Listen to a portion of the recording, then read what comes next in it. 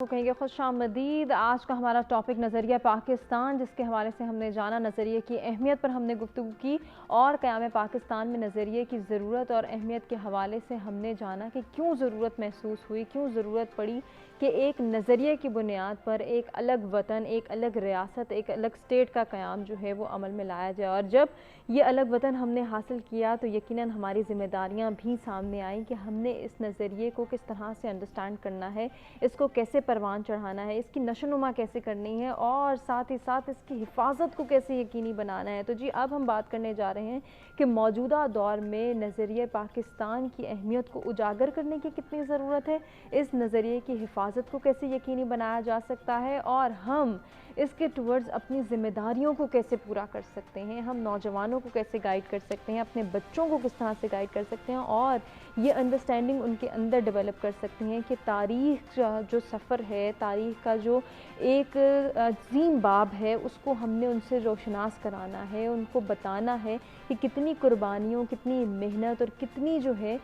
وہ ہم نے جد و جہد کے بعد یہ الگ وطن حاصل کیا، اس کے مقاصد کیا تھے، کس پرسپیکٹو کے تحت یہ وطن حاصل کیا اور اب ہم کیا کر رہے ہیں، ہمیں کیا کرنا ہے، موجودہ حالات ہم سے کیا ڈیمانڈ کرتے ہیں، موجودہ دور میں کتنی ضرورت ہے کہ نظریہ پاکستان کی اہمیت کو نہ صرف اجاگر کیا جائے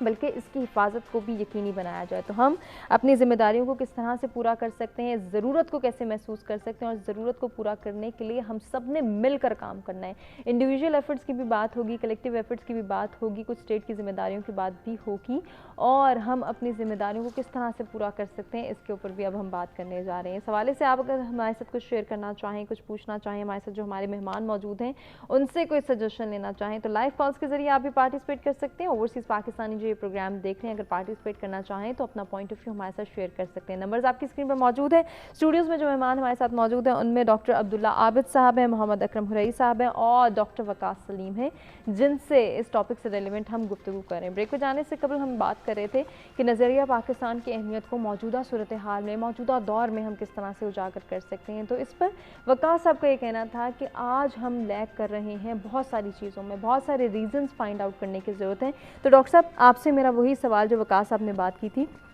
کہ ریزنز کون بتائے گا، ریزنز کیسے ہم فائنڈ آؤٹ کر سکتے ہیں کہ کیوں آج کا نوجوان، آج کا انسان، آج کا بچہ نظریہ پاکستان کی اہمیت کو نہیں سمجھ پا رہا، وہ مطالعہ پاکستان میں اپنا انٹرسٹ، اپنا پوٹینشیل شو نہیں کر پا رہا، کیوں اسے لگتا ہے کہ اس کے تاریخی پہلو، اس کے ہسٹوریکل بیک گراؤنڈ بورنگ ہے، اس میں انٹرسٹ پیدا کرنا، اس کے اندر جو ہے وہ اس کو آواز اٹھانا، اس کو اجاگر کرنا کہ اس بنیاد پر، اس مقصد کے تحت ہم نے وطن حاصل کیا، اب اس میں ہم نے یہ پریکٹسز کرنی ہے، فرما دیجیے۔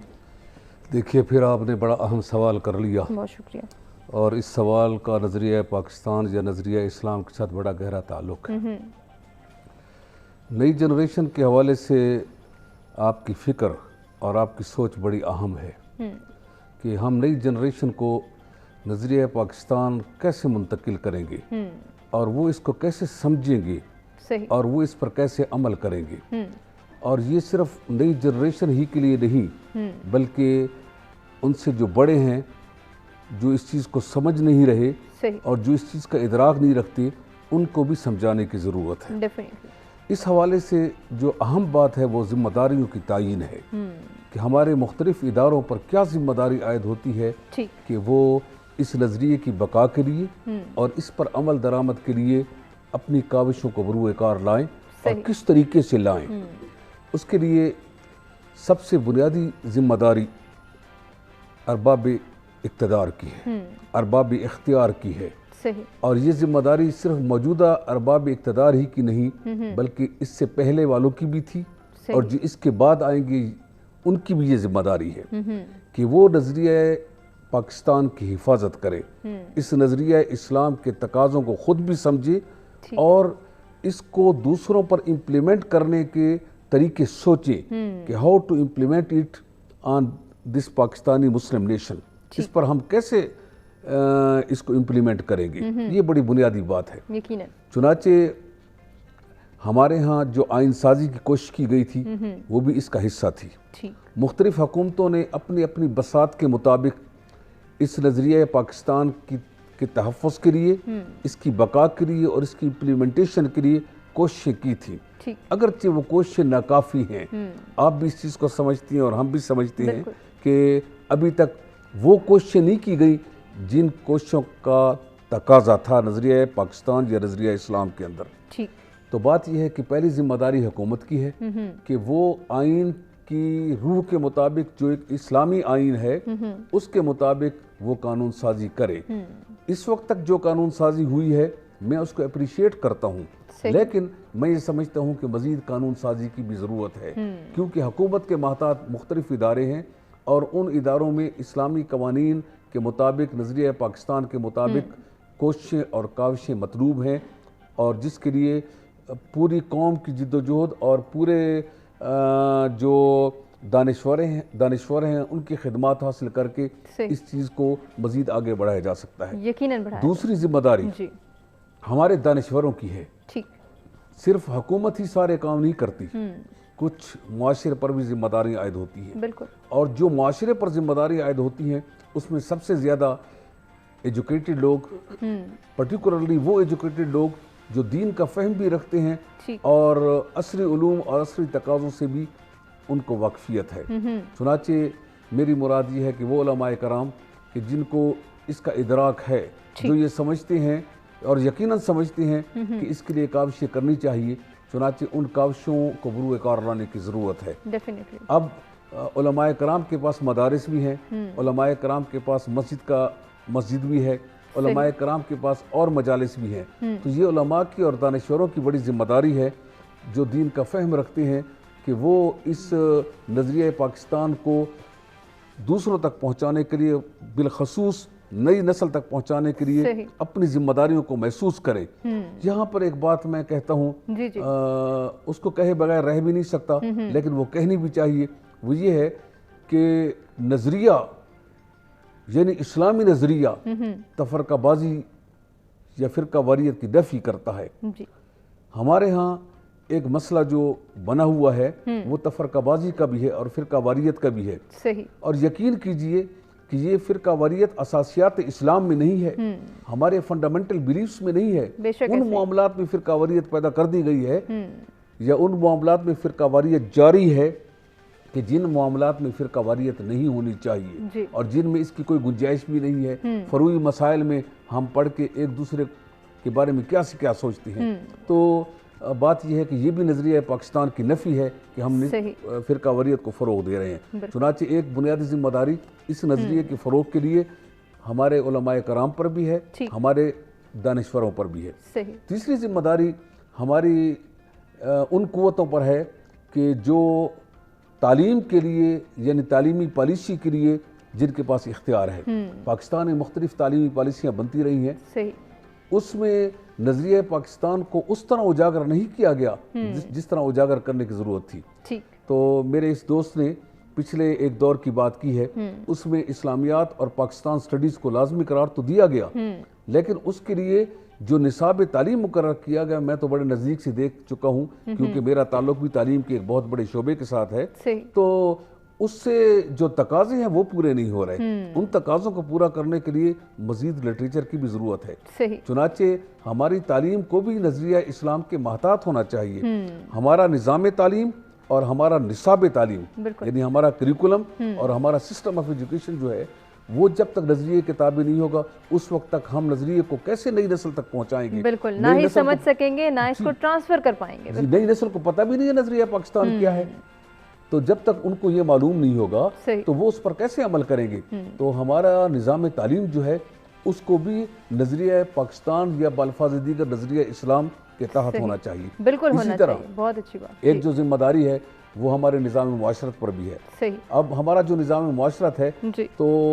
یقین کیجئے کہ وہ نہ دنیا کے تقاضوں کو پورا کر رہا ہے اور نہ وہ دین کے تقاضوں کو پورا کر رہا ہے، تو یہ بھی ہم نظریے کی نفی کی طرف جا رہے ہیں۔ ہم اپنے نظام معاشرت کو، ہم اپنے سوشل سسٹم کو، ہم اپنے مورل سسٹم کو اس لیول پر لے کر جائیں کہ جس لیول پر نظریہ ہم سے تقاضا کر رہا ہے۔ یہی تو وہ چیز تھی کہ جس کی وجہ سے ہم نے دو قومی نظریہ پیش کیا گیا کہ مسلمان اور دیگر اقوام ایک قوم نہیں ہیں، وہ مختلف قومیں ہیں۔ چنانچہ اگر ہم علیحدہ قوم کی بنیاد پر، اس قومیت کی بنیاد پر نظریہ پاکستان یا دو قومی نظریے کی بنیاد پر ہم نے ایک ملک حاصل کر لیا تو پھر اس ملک میں ہم اس نظریے کو امپلیمنٹ کیوں نہیں کرتے؟ مختلف لوگوں کی جو ذمہ داریاں ہیں، ارباب اقتدار کی جو ذمہ داریاں ہیں، اسی طریقے سے نظام تعلیم کے حوالے سے جو ذمہ داریاں ہیں اور نظام معاشرت کے حوالے سے جو ذمہ داریاں ہیں، ان سے جو منسلک لوگ ہیں ان تمام کو اپنی ذمہ داریاں پوری کرنی چاہیے۔ اور معاف کیجئے گا ایک بات جو ہے اسی سلسلے کی، وہ ہمارے میڈیا کی ذمہ داریاں بھی ہیں۔ اب اس میڈیا کے اندر زیادہ جو ذمہ داری ہے وہ پرنٹ میڈیا کی بھی ہے اور الیکٹرانک میڈیا کی بھی ہے، اور میں یہ سمجھتا ہوں کہ آپ مجھ سے زیادہ اس چیز کو سمجھتی ہیں کہ الیکٹرانک میڈیا جو ہے وہ کیسے بہتر طریقے سے نظریہ کی ترویج کے لیے کام کرتا ہے۔ یہ میں نہیں کہتا کہ کام نہیں ہو رہا ہے، ہو رہا ہے، لیکن کہیں اس سے زیادہ کام کرنے کی ضرورت ہے تاکہ کم از کم آج کے دور میں تو نئی جنریشن جو ہے وہ میڈیا کے ساتھ کافی منسلک ہے اور اس چیز کو ہر شخص بخوبی جانتا ہے۔ چنانچہ اگر جس طرح کا یہ آج کا پروگرام ہو رہا ہے اسی طرح کے پروگرام کیے جائیں اور نظریہ پاکستان سے لوگوں کو روشناس کرانے کی کوشش کی جائے۔ بالکل ڈاکٹر صاحب، جس طرح سے آپ نے کہا، میں پورے وثوق اور ذمہ داری سے اپنے ناظرین کو بتانا چاہوں گی کہ جو غلط فہمیاں ہیں ان کو دور کیا جائے۔ بالکل دور کرنا بہت ضروری ہے۔ سچ ٹی وی اپنی یہ کوششیں اور کاوشیں ہمیشہ سے جو ہے وہ پوری کرنے کی ایک جو ہے وہ سیریز چلاتا ہے کہ نظریہ پاکستان کے حوالے سے اپنے نوجوانوں کو گائیڈ کیا جائے، اپنے لوگوں کو گائیڈ کیا جائے اور قومیت کا جو تصور ہے، جو ایک قوم، ایک پہچان، ایک شناخت کا تصور ہے، اس کو لے کے سامنے آیا جائے۔ اکرم صاحب سے بھی اس حوالے سے بات کریں گے۔ اکرم صاحب، جیسے بات ہو رہی ہے کہ موجودہ دور میں نوجوانوں کو نظریہ پاکستان کے حوالے سے بتانے کی، ان کو اس کے حوالے سے روشناس کرانے کی ضرورت ہے، تو یہ ضرورت کیوں ہے؟ کیونکہ جیسا کہ ابھی ڈاکٹر صاحب نے کہا کہ ہمارے نوجوانوں کو نظریہ پاکستان کی اہمیت ہی نہیں پتہ۔ کیوں نہیں پتہ؟ میں چاہ رہی ہوں کہ تھوڑی سی اس پر آپ روشنی ڈالیں اور پھر ہم آگے جائیں۔ دیکھیں جی، نظریے کا جب تک ہم فروغ نہیں دیں گے تو یہ نظریہ پھیل نہیں سکے گا۔ یہ ایک اصول ہے، اللہ رب العزت نے بھی جو آسمانوں سے ایک نظریہ اتارا اس کو بقا دینے کے لیے ایک کے بعد دوسرا نبی، دوسرے کے بعد تیسرا کرتے کرتے یہ سلسلہ جو ہے وہ سیدنا انبیاء علیہ السلام تک جو ہے وہ پہنچا۔ اب رسول اللہ صلی اللہ علیہ وسلم تو اس دنیا میں آخری نبی ہیں اور اس کے بعد کوئی نبی نہیں آنے والا، یہ ہم تمام دنیا کے مسلمانوں کا یہ عقیدہ ہے۔ اب کیا یہ آگے پھیلانے والا کام، دوسروں کو سکھانے والا کام کیا بند ہو گیا؟ نہیں، رسول اللہ صلی اللہ علیہ وسلم نے ارشاد فرمایا، ایک حدیث مبارکہ ہے، کئی ایک آپ صلی اللہ علیہ وسلم کی روایات ہیں، فرمایا کہ ما من نبی بعثہ اللہ من قبلی الا کان لہ حواریون یتبعون۔ تو اس طرح حدیث لمبی ہے، تو مفہوم اس کا یہ ہے کہ اللہ نے مجھ سے پہلے جتنے بھی پیغمبر بھیجے ان کے کچھ مخلص ساتھی ایسے ہوتے تھے جو نبی کی تعلیمات پر ایز اٹ عمل کرتے تھے، اور دوسرا پہلو اس کا بیان فرمایا کہ اسی طرح جو ہے وہ لوگوں تک پھیلاتے تھے۔ گویا کہ عمل کر کے دکھانا پہلا جو ہے وہ خاصہ ہے، اور دوسرے طور پر جو ہے وہ جو ہے اس کو عام کرنا، اور یہی مسلمان کی بھی پہچان ہے کہ وہ ایمان لایا ہے تو اپنے عمل کے ذریعے اس کا اظہار کرے اور اس کے بعد تیسرے نمبر پر جو ہے وہ اس کو پھیلائے۔ آج ہمارے اندر یہ ایک میں اس کو منہ سے بڑا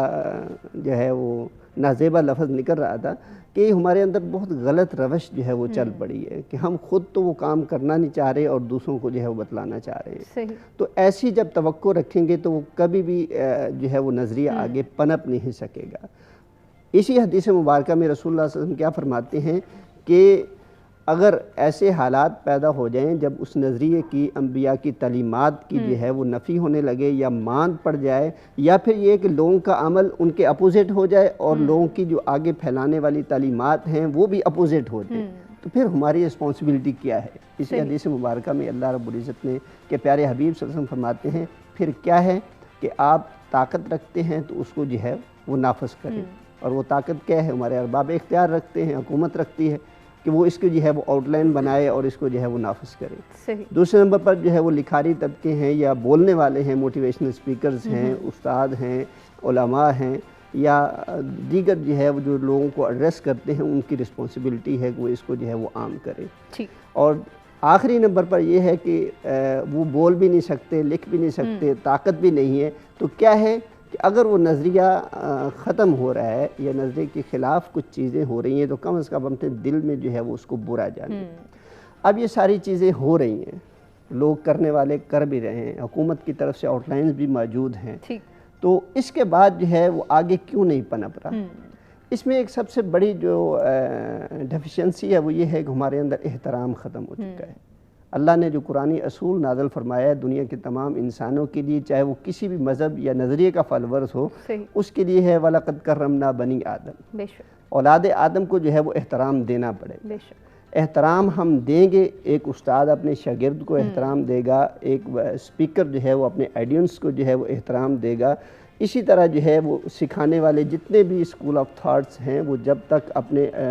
مخاطبین کو جو ہے وہ احترام نہیں دیں گے تو یہ چیز تیزی سے آگے نہیں پھیل سکے گی۔ بالکل ایسے ہی۔ اچھا، دوسری بات وہ یہ ہے کہ ہمارے اندر جو اختلاف رائے آ جاتا ہے اس میں ایکسٹریمزم پیدا ہو جاتی ہے، شدت پیدا ہو جاتی ہے۔ میں سمجھتا ہوں کہ یہ اتنی فضول چیز ہمارے اس خطے میں موجود ہے کہ میں اس کو کئی دفعہ فائنڈ آؤٹ کرنے کی کوشش کرتا ہوں کہ جب ایک گھر کے اندر رہنے والے 7-8 افراد کھانے کی جب بات ہوتی ہے تو کہتے ہیں جی سبزی پکائیں، کوئی کہتے ہیں جی گوشت پکائیں، کوئی دال پکائیں، یہ مختلف ریسپیز آ جاتی ہیں،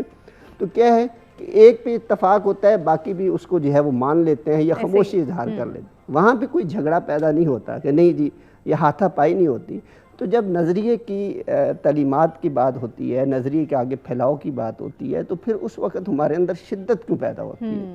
تو اس شدت کو ختم کرنا جو ہے وہ بہت ضروری ہے، اور اس کے لیے تحمل برداشت کا خاصہ جو ہے انبیاء علیہ السلام کے واقعات رکھے جائیں، اولیاء صالحین کے جو ہے وہ واقعات ان کے سامنے فائنڈ آؤٹ کر کے بتائے جائیں کہ تحمل جس قوم کے اندر ہوگا وہ قوم بڑی تیزی سے اور مستحکم انداز سے جو ہے وہ پنپتی ہے۔ بالکل۔ مجھے باہر جانے کا تھوڑا سا اتفاق ہوا ہے تو وہاں پہ بھی یہ بات ہم نے سنی ہے اور لوگوں کو جو ہے وہ کہتے ہوئے دیکھا بھی ہے کہ پاکستان میں جو ہے وہ شدت بہت زیادہ ہے، اور ان کے مزاج کے اندر بھی شدت ہے، جلدی ہائپر ہو جاتے ہیں، تو پتہ نہیں کیوں ایسا ہو جاتا ہے۔ تو یہ شدت پر جو ہے وہ کنٹرول کرنے کی بہت ضرورت ہے۔ جب ہم اس پر کنٹرول کر سکیں تو چاہے نظریے کے مخالف کچھ عناصر ہیں، اور یقیناً ہر خطے میں ہیں کہ نظریہ اسلام کے جو ہے وہ ادر نظریے سے کے ماننے والے ہر خطے میں موجود ہیں، تو کیا ہم ان کو برداشت کرنا چھوڑ دیں گے؟